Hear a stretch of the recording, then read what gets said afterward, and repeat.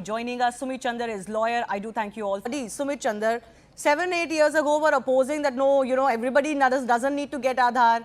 Aadhaar cannot be linked to voter ID. This is an affront to my privacy. Privacy was such a huge concern raised over Aadhaar. Are we to forget it? Today you're saying the Aadhaar is good for citizenship. Is this not double-faced?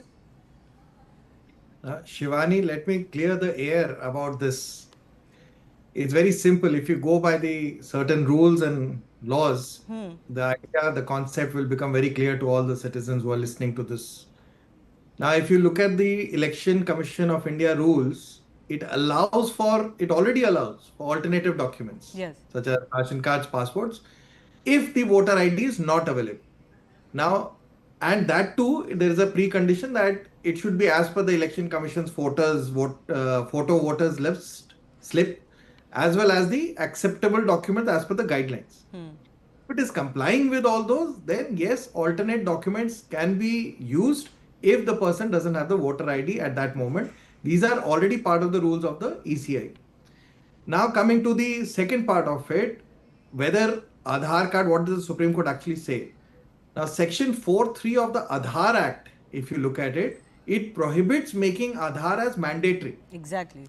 Right? Now, in Justice K.S. Puttaswamy judgment, again in 2018, Supreme Court said that, listen, you can use it voluntarily as a proof of identity. So, even today, the judgment of the Supreme Court, or the order which was passed by the Supreme Court, not the judgment, I'm sorry, clarifies and then further advises to the Election Commission that you please give your response to this, that whether you can consider using Aadhaar as a proof of ID in case the person doesn't have a voter ID as an alternative, and voluntarily, not making it mandatory again. Because the Aadhaar Act itself prohibits it from making Aadhaar as mandatory. So you'll have to first modify the Aadhaar Act itself and then be able to proceed so far as ECI rules are concerned.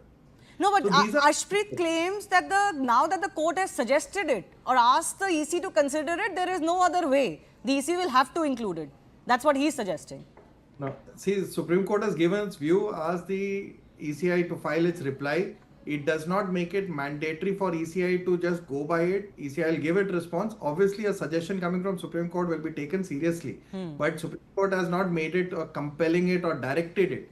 It is more on an advisory jurisdiction than on a directory jurisdiction. Okay. So thank you for clarifying that, because if I was to say that, that question I want to take to Sumit Chandar also.